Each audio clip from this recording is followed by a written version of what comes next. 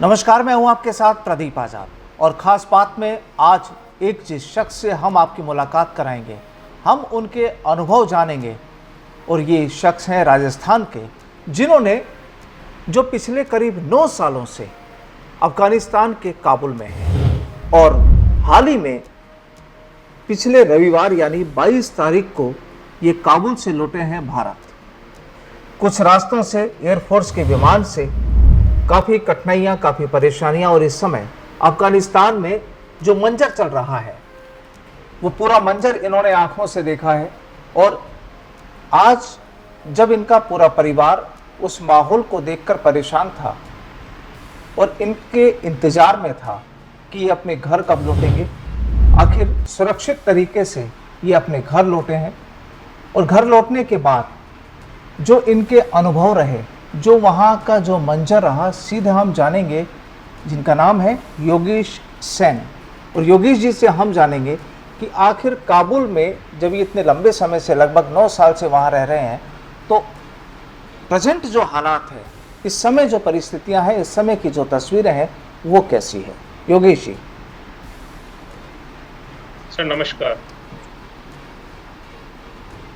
Sir present की जो पहले तो कोई दिक्कत नहीं थी, अभी जो प्रेजेंट की स्थिति है वो काफी भयावह स्थिति हो गई है।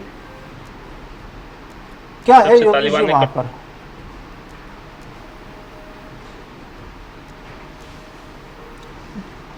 योगेश जी, आप काबुल में कब से हैं और क्या करते हैं वहाँ पर? मैं सर 2012 से हूँ वहाँ पे, और यूके बेस्ड कंपनी है, उसमें लॉजिस्टिक सप्लाई सर्विसेज का काम है मेरा जी। और मैं 2012 से वहाँ पे काबुल में ही रहते हैं आप? जी सर। तो अभी जो अचानक पिछले कुछ दिनों में जो वहाँ का जो पूरा माहौल जो बदला है, वो आपने देखा है? किस तरीके का माहौल था, क्या था वहाँ पर? जो तस्वीरें हम लोग मीडिया के जरिए जो देख रहे हैं, वहाँ क्या वही हालात हैं? क्या स्थितियाँ रही हैं वहाँ पर? सर स्थितियाँ पहले तो इतना कोई दिक्कत वाली बात नहीं थी। 2012 से मैं तो वहाँ पे रह रहा हूँ, तो पहले इतना कभी कोई ऐसा कोई इशू नहीं हुआ था। अभी क्या है? अभी तालिबान, अभी का सर, अभी तो सिचुएशन बहुत ही खतरनाक, डरावने वाली सिचुएशन है वहाँ पे। क्या हो रहा है वहाँ, हो क्या रहा है? देखो, हो रहा है, तालिबान पूरा अपना कंट्रोल ले रहा है पूरा। और सब अमेरिकन मिलिट्री सेनाएं, सब विदेशी, जितने विदेशी लोग हैं, सब अफगानिस्तान छोड़ रहे हैं अभी। और तालिबान पूरा अपने टुक और पूरा कंट्रोल ले रहा है वो। तो वहाँ आम पब्लिक क्या, हाँ आम जी, पब्लिक वहां से डरी हुई,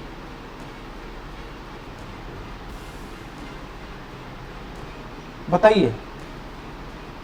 आम पब्लिक वहां पे डरी हुई है। जो लोग बाहर की कंपनी के लिए काम कर रहे थे, तालिबान लोग, उनको भी क्या है कि वार्निंग दे रहे हैं, कईयों के घर जाके थ्रेट कर रहे हैं। उनको भी काफी लोग डरा रहे हैं, वो लोग धमका रहे हैं उन लोगों को। कईयों के तो हालत खराब है। तो और आप आम लोग, आदमी भी क्या है कि डरा हुआ है। तो आप लोगों को भी वहाँ पर तालिबानियों ने डराया था, वहाँ भगाया था, या कोई परेशान किया हम था, लोग क्या तो, था? नहीं, हम लोग तो क्या कि बेस में रहते हैं, मिलिट्री बेस में, तो हमारे तो कोई दिक्कत नहीं है। लेकिन सिविल में मतलब बहुत, जब हम लोगों को इवेक्यूएट किया गया तो काफी मतलब लोकल पब्लिक भी हमारे साथ में थी। तो उन लोगों ने जो मंजर बताया, उससे तो मतलब रोंगटे खड़े हो जाते हैं कि हालत कितना खराब हो चुका था वहाँ का। तो क्या बताया उन्होंने? तो उन्होंने ये बता रहे हैं, वो लोग बता रहे हैं कि तालिबान तो क्या है कि इनका तो बहुत खतरनाक सिस्टम है। घरों में घुस घुस के लोगों को मार रहे हैं, जो लोग विदेशी कंपनी में काम कर रहे हैं उनको मार रहे हैं। हर आदमी क्या है कि यही चाह रहा है कि हम जितने जल्दी हो सके उतनी जल्दी अफगानिस्तान छोड़ें यहाँ से। तो और आप आपने भी मीडिया की तस्वीरें देखी होगी, कुछ अलग अलग चैनल्स के थ्रू, की एयरपोर्ट के ऊपर भी आम पब्लिक क्या कि रनवे के ऊपर आ गई थी। वो सब लोग इसी उम्मीद से आए थे कि हम लोग भी यहाँ से निकल जाएंगे, जितना जल्दी देश छोड़ देंगे उतना जल्दी बढ़िया है। तो योगेश जी, आप किस तरह से वहाँ से रवाना हुए? क्या चीज़ें, किस प्लेन के जरिए आप आए, क्या रहा वहाँ पर? सर हम लोग का पहले तो भारतीय वायुसेना विमान के थ्रू इधर आने का था इंडिया। लेकिन बाद में क्या कुछ हालात ऐसे रहे, हम लोग उनसे बराबर कनेक्ट थे, लेकिन कुछ हालात ऐसे रहे, वो फ्लाइटें नहीं आ पाई, कुछ लैंड नहीं हो पाई। कुछ पब्लिक एयरपोर्ट के रनवे के ऊपर आ गई, तो उस वजह से ऑपरेशन भी डिले हो गया था। और इधर परिवार वाले सब लोग चिंतित थे, तो फिर हमने भी यही सोचा कि जितना जल्दी हो सके उतना जल्दी अपन काबुल छोड़ दें तो बढ़िया है, कि सबके लिए फायदे में रहेंगे अपन। तो फिर क्या है कि यूएस गवर्नमेंट के लोग बाग भी वहां से क्या कि रेस्क्यू कर रहे थे, यूएस मिलिट्री के बेस से वहां से उठा के वो लोग क्या है कि सबको कतर लेके जा रहे थे। अच्छा। तो हम लोग भी फिर क्या है कि वहां 17 तारीख को कतर निकल गए वहां से। 17 अगस्त को? 17 अगस्त। अच्छा, फिर क्या हुआ? फिर सर हम लोग को कतर लेके गए वो लोग, तो दोहा बेस में लेके गए। तो हम लोगों ने फिर इंडियन एम्बेसी से कांटेक्ट किया। इंडियन एम्बेसी ने हम लोग से कोऑर्डिनेशन करके उन लोगों ने बहुत अच्छा हेल्प किया हम लोगों का।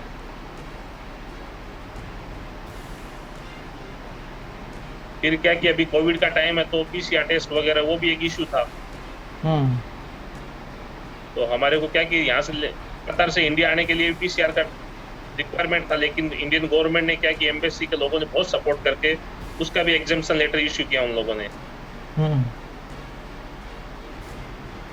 तो कोई भी जो आदमी मतलब इंडियन एयरलाइंस के या जो भारतीय विमान के किसी भी कंपनी के थ्रू आएगा तो उनको पीसीआर टेस्ट की रिक्वायरमेंट नहीं है। अच्छा। They will organize on the arrival on airport Indian air in Delhi. तो फिर वहां से आप रवाना हुए? तो जब हम कतर से रवाना हुए तो हमारे को पीसीआर टेस्ट की कोई रिक्वायरमेंट नहीं थी। ठीक है। तो वो भी क्या कि भारत सरकार ने उसका एग्जाम्पशन करके वो एक लेटर इशू किया। फिर क्या कि उन लोगों ने इतना हेल्प किया कि 3-3, 4-4 दिन से आदमी लोग, हमारा फ्लाइट था 21 अगस्त को, और हम लोग भी वहां से भी क्या कि जब हुए तो 3-4 दिन तक आदमी ने खाना नहीं खाया था। अच्छा। तो इंडियन एम्बेसी के मैनेजमेंट ने देखो सबके लिए खाने की व्यवस्था करी, सबको खाना खिलवाया, सबकी व्यवस्था करी अच्छे से। वो लोग निकले, सब लोग एयरपोर्ट पे हम लोग को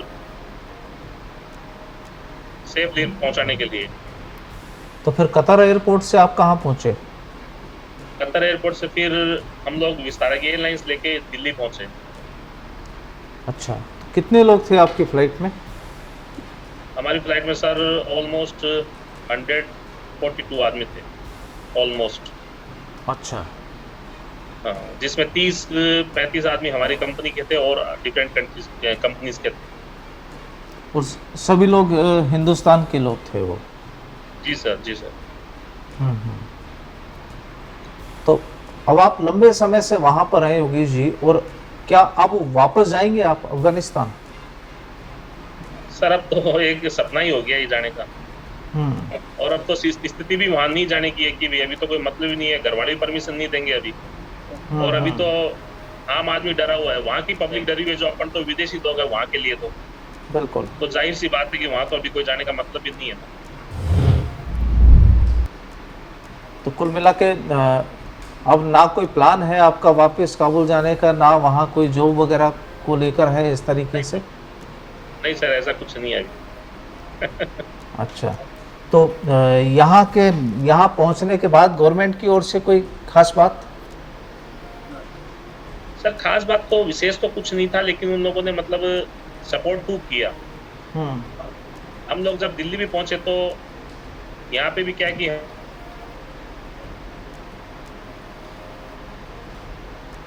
कि हम लोग का ऑनर पीसीआर टेस्ट था, केवल पीसीआर टेस्ट किया, उस जब तक नेगेटिव रिपोर्ट नहीं इन लोगों ने रिलीज नहीं किया हम लोगों को। तो उस दौरान भी क्या कि इन लोगों ने पूरा रिफ्रेशमेंट का पूरा सेटअप किया हुआ था। ये कम बात नहीं है सर, हर आदमी टायर्ड था 3 दिन 4 दिन से। बिल्कुल। प्लस इन लोगों ने हम लोगों को क्या कि पोलियो का ड्रॉप दिया, पोलियो के वैक्सीन किया सब लोगों को। अच्छा। तो काफी लोगों ने ऑब्जेक्शन भी किया कि अभी पोलियो के तो रिक्वायरमेंट ही नहीं है पोलियो की तो। हाँ। तो फिर वो बोले कि नहीं, WHO रिक्वायरमेंट है, जो लोग भी अफगानिस्तान से ट्रेवल करके आ रहे हैं तो हर आदमी सेफली घर पहुंचे, फैमिली के लिए भी अच्छा है। तो उन लोगों ने सबको वैक्सीन दिया पोलियो का भी। और ऐसी स्थिति में सर एयरपोर्ट पे सबके लिए खाने की अरेंजमेंट किया उन लोगों ने। लेकिन उसी एयरपोर्ट पे एक जो तस्वीर जो पूरी दुनिया ने जो देखी है कि लोग रनवे पर भाग रहे हैं, लोग प्लेन के ऊपर चढ़कर यात्रा कर रहे हैं, जो कई लोग गिर के मारे भी गए, तो जब आप लोग आए थे तो वहाँ उस समय भी कुछ ऐसे ही हालात थे? रिपीट करेंगे एक बार? जब आप लोग वहाँ से रवाना हुए अफगानिस्तान से, तो वहाँ पर जैसे पहले रनवे पर लोगों की भीड़ भी थी, लोगों ने प्लेन पर भी चढ़ गए, ऊपर से गिर भी गए, तो जब आप लोग वहाँ से रवाना हुए तो क्या उस समय भी ऐसे ही हालात थे वहाँ पर? नहीं सर, उस समय तो ऐसा हालात नहीं था, लेकिन हमने आंखों से देखा था ये बात। अच्छा। हाँ, क्योंकि पब्लिक मतलब रनवे के ऊपर आ गई थी, लोग बाग विंग्स के ऊपर चढ़ने को ये हो रहे थे कि जितने जल्दी इसके ऊपर चढ़ के अपना देश छोड़ दें, लेकिन उनको ये नहीं पता कि वो लोग मौत से खेल रहे हैं। बिल्कुल। कहीं की तो मतलब आदमी ये थे कि वो रोड के ऊपर, रनवे के ऊपर जहाँ फ्लाइट लैंड होता है, वहां तक वो लोग लेट गए थे जमीनों के ऊपर। तो इस वजह से कम 8 से 10 घंटे के दौरान के लिए उन लोगों को अपना ऑपरेशन भी रोकना पड़ा। और लोकल वहाँ जो मैनेजमेंट, जो प्रशासन या गवर्नमेंट, जो भी सुरक्षा जो ढांचा था, उसकी तस्वीर कैसी रही? तस्वीर तो सब वो बहुत डरावनी पिक्चर थी, हर आदमी, आम आदमी डरा हुआ था। मतलब लोग फ्लाइट न तो लैंड हो पा रही थी, न टेक ऑफ कर पा रही थी। तो इतनी पब्लिक को कंट्रोल करना, हर एक आदमी का मतलब हालत खराब हो रही थी कि यहाँ से कैसे ये सिचुएशन कंट्रोल में आएगी। तो मतलब एकदम ये लग रहा था कि सब कुछ आउट ऑफ कंट्रोल हो गया है, यहाँ से तो जितना जल्दी आदमी निकलेगा उतना जल्दी सुरक्षित है। तो यानी अब आपको ये लग रहा है कि आप मौत के मुंह से बच के अपने घर लौटे हैं बस? जी सर, कुछ ऐसा ही कहे तो कोई बड़ी बात नहीं। और यहाँ पर राजस्थान के लोग और भी थे आपके साथ, या राजस्थान से आप अकेले हैं? नहीं सर, काफी लोग थे। अच्छा, वो सब सुरक्षित पहुंच चुके हैं यहाँ पर? सब सुरक्षित पहुंच चुके हैं सर। तो फिलहाल अब अगर ये वहाँ पर अगर माहौल अब ठीक होता है, या आने वाले वक्त में वहाँ की गवर्नमेंट, सत्ता, ये चीज़ें चेंज होती है, तो वापस कहीं कोई प्लान ऐसा नहीं होगा कि आप वापस वहाँ पर जाएं? नहीं सर, ये तो पॉसिबल नहीं है। कुल मिला के हिंदुस्तान में रहकर ही आप अपना काम करेंगे? जी सर, बिल्कुल। ठीक है योगेश जी, हमारे साथ जुड़ने के लिए बहुत बहुत धन्यवाद आपका। Thank you sir. अगले प्रोग्राम में फिर होगी मुलाकात। फिलहाल नमस्कार। Thank you.